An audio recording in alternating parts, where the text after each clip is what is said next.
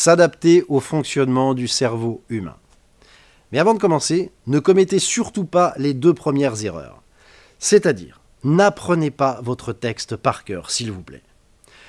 Pour apprendre un texte par cœur et le dire de manière naturelle, c'est un métier, c'est très difficile, ça s'appelle comédien. Et tout le monde n'est pas comédien. Souvenez-vous plutôt du module numéro 2 où on vous a conseillé de faire une checklist qui va vous guider tout au long de votre présentation. Deuxième chose, ne surchargez surtout pas vos slides, et encore moins avec du texte. N'oubliez pas que vos slides viennent appuyer l'oralité et non pas l'inverse.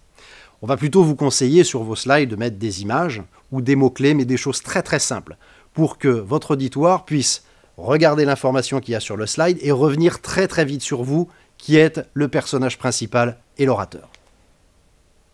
Alors, intéressons-nous à ce qui se passe dans notre cerveau, pour voir si ça peut influencer comment on va structurer notre discours pour prendre la parole en public. Alors, le cerveau est éminemment plus complexe que ce qu'on va voir maintenant tout de suite. Néanmoins, cette schématisation de nos 3 cerveaux nous permet de comprendre une petite chose qui est essentielle, 2 choses même qui sont essentielles, pour structurer notre discours et le faire rentrer dans la tête des gens qui vont nous écouter. La première partie du cerveau, on l'appelle le reptilien. Le reptilien, c'est le siège de nos besoins primaires. C'est de la survie. Manger, boire, dormir, se reproduire, pour schématiser. Le reptilien, nous l'avons en commun avec nos amis les mammifères. Deuxième partie du cerveau, qui est plus intéressante pour la prise de parole en public, c'est le cerveau émotionnel ou le cerveau limbique. On dit que c'est le cerveau émotionnel, tout simplement parce que c'est le siège de nos émotions. C'est là qu'elles sont stockées. Et également, point important, dans le limbique, nous avons les souvenirs.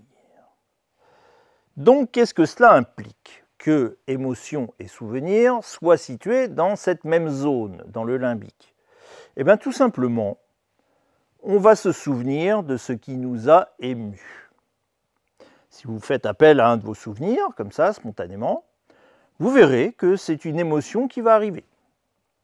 C'était beau, c'était triste, c'était choquant, c'était joyeux, on a eu du plaisir, j'étais étonné, voilà.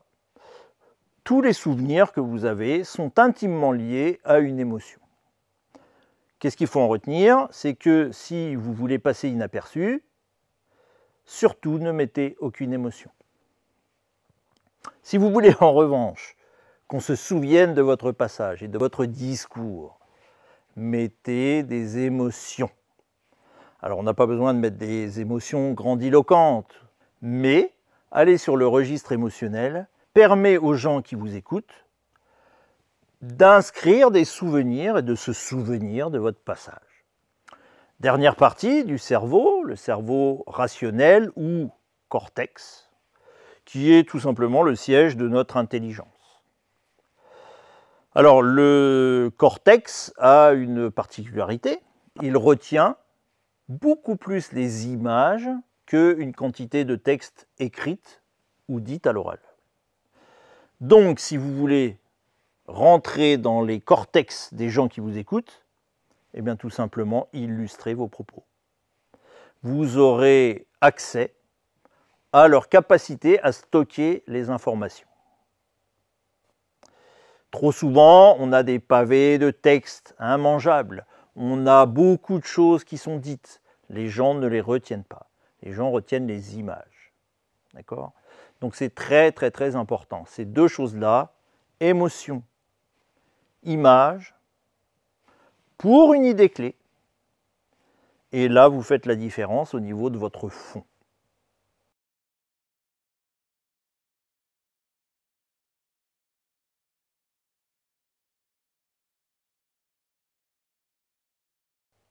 Comme exercice pour ce module, on va vous proposer de préparer une présentation personnelle de 3 minutes environ. Pour cette présentation, vous allez devoir choisir 3 idées clés à faire passer à votre auditoire. Et pour chaque idée clé, l'illustrer avec une émotion et une image.